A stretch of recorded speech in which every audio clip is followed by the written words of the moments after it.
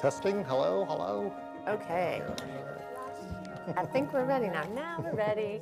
Okay.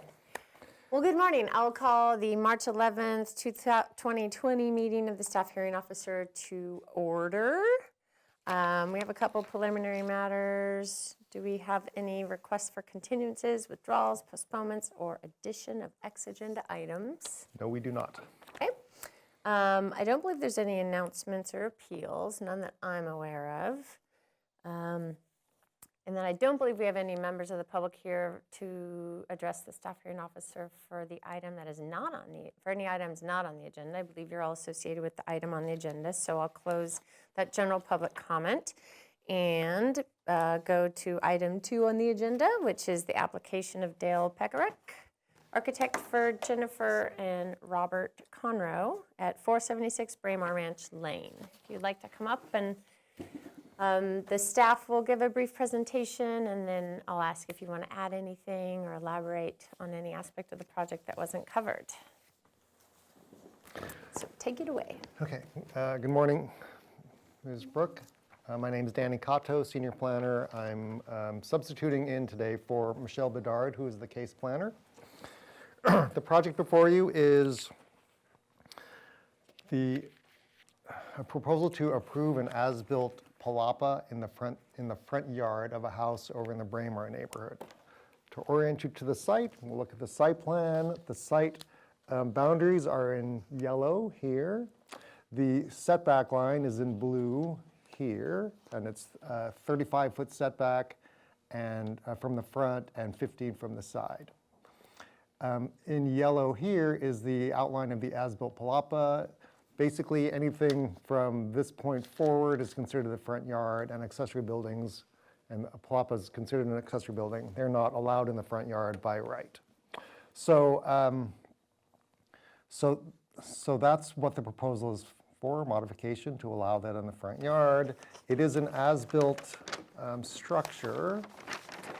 And so this is the floor plan here. Basically, it's like a thatched roof palapa you'd find in Mexico, right, or Asia. And it's basically some posts holding up a fireplace, some counter space, and Pizza oven. And a pizza oven. Great. Okay.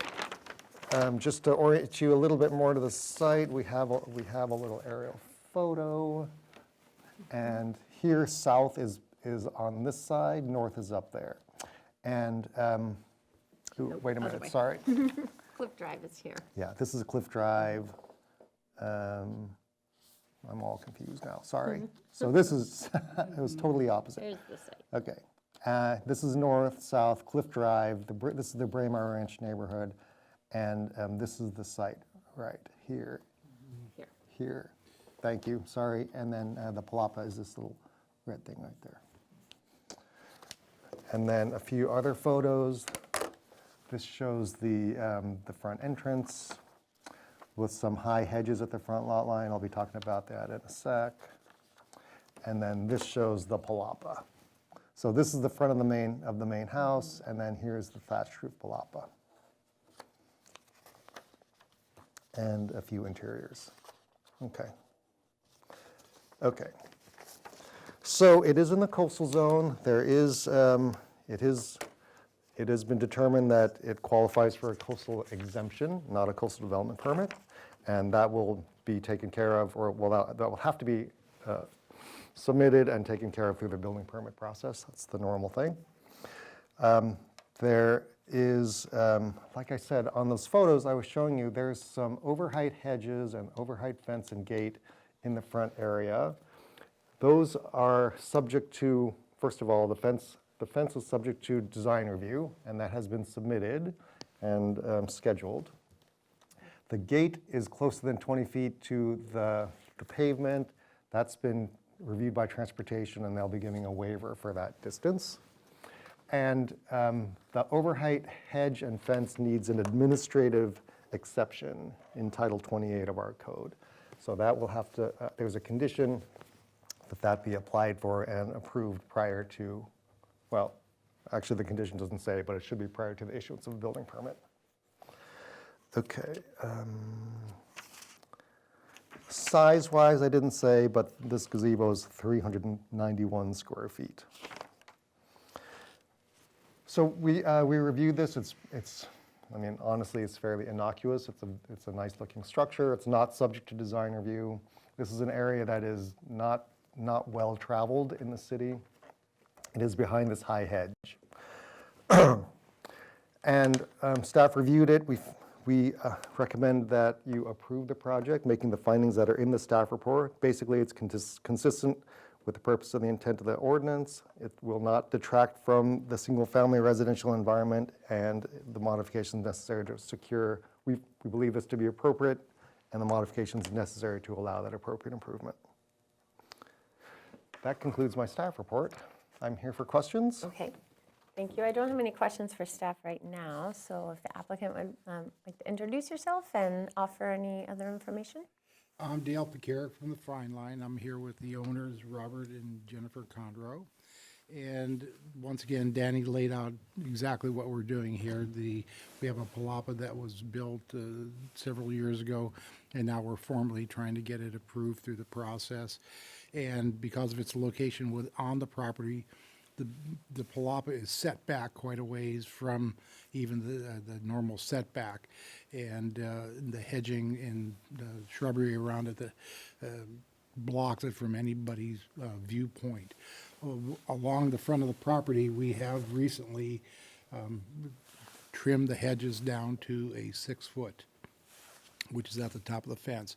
We will be going before the review, I believe it's the SB. Single-family design board. Single-family design board on this coming Monday to get all that corrected and straightened out and approved, as well as the fence. And we had the fire marshals out there, as well as public works to look at the gates and et cetera. So everybody is on board and everybody's reviewed it. Now we're just going through the formal process of getting everybody to approve it and get a building permit ultimately.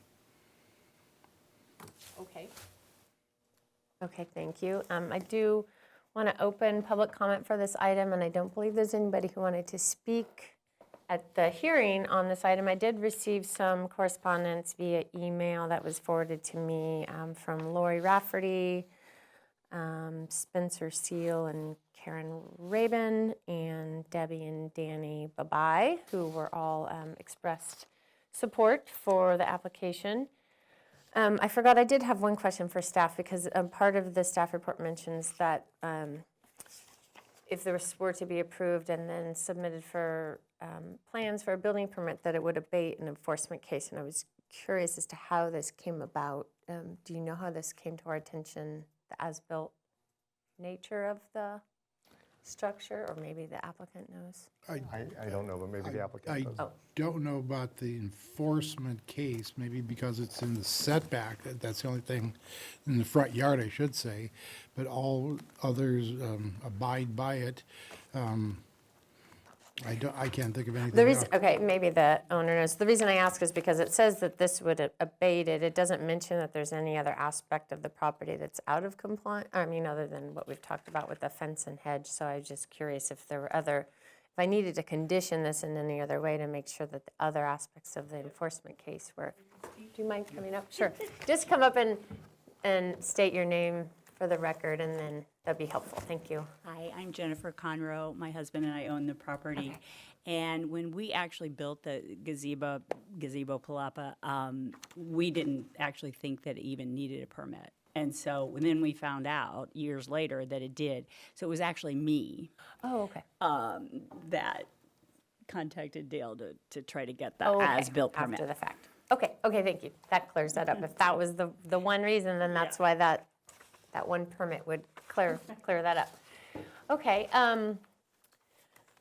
let's see, so I had that question, and thank you, Mr. Cotto, for mentioning that they've already submitted for single-family design board review for the fence. So the palapa itself does not actually require design review. Interestingly enough, the elements in the front setback, because the fence is over 3.5 feet, that requires design review. And then there's the outstanding request that the Community Development Director and Public Works Director would need to review and consider the request for the overheight aspect of the fence and the hedge and the, along the front property line.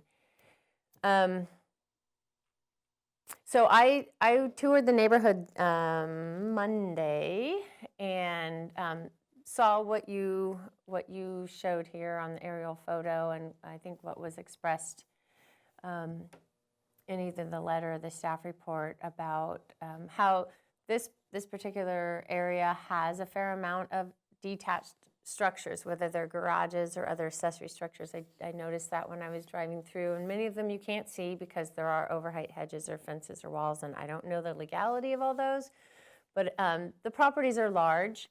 So when the accessory structure is in the front yard, it's not imposing and doesn't detract from the otherwise pretty low density nature of this neighborhood. So I'm comfortable with approving the location of the structure in the front yard. It does meet all the setbacks. Because there hasn't been a decision yet made on the appropriateness and aesthetics of the fence or the hedge, I'm not basing my decision on that, because if I were, then I would have said that decision should have been made first, and I thought about that, because if I felt like that was the reason why, because it's not visible, because there's this overheight element, then I think this would have been done out of order. But I can still make the findings to approve the accessory structure in the front yard because of just the general lot size of this area, of lot sizes in this area, the fact that there are many detached structures in the front yards in this area. So I do have some suggested changes to the findings I'd like to make to just clarify how I came to my determination. So I'll read my findings. I can find that the front yard modification is consistent with the purposes and intent of the zoning ordinance and is necessary to secure an appropriate improvement on the lot. The accessory structure is appropriate on this site as it is incidental to the primary use as a single unit residence. The accessory structure observes all required setbacks, is located a sufficient distance from the public right-of-way, and will not detract from the residential environment of the low-density area.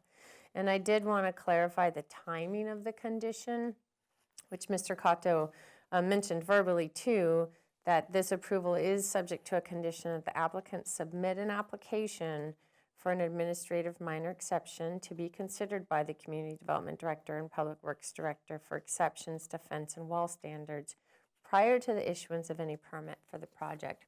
And I can't condition my approval on their approval because I don't know the outcome of that, but I can condition that you at least submit an application for that. And because my decision is not dependent on the outcome of the height or aesthetic nature of the fence and wall, I'm fine doing that. Again, if that were going to be a defining factor in my findings, I would have asked that have already gone to SFDB. But so with this timing, I'm comfortable with approving the project with the findings that I read today and then that one condition. So with that, you have an approved project. And this decision is subject to a 10-day appeal period, and within that same period, the Planning Commission could call up my decision, and if that happens, then staff would let you know. Okay. Just want to let you know, we were tentatively scheduled for this previous Monday, and we were not noticed. Okay. So none of the owner nor myself were noticed. So they gave us a call and said, where are you? And we're going, where are we where? Oh, okay. And we're going, and I said, well, continue us till next Monday. Oh, I see. Because the issues that you were speaking of could have been resolved if we had been noticed. Okay. And Well, we would've thank been you. I there. wasn't aware of that, so I Yeah, apologize so for we're that. just because like, that- okay. Okay. That We would did have have been everything in helpful. order, but we didn't get any noticing. Know about it. Okay, I apologize for that on behalf of the city. But so you'll be on the SFDB agenda next Monday, and then need to just submit your application for the Okay, encroachments into the setback. okay, that's after we get approval from the SFDB? I think Mr. Cotto can answer the timing questions for you after the hearing, if that's Okay. okay? Okay. that'd be Okay, perfect. so I'll close this item and then also adjourn the meeting at the same time.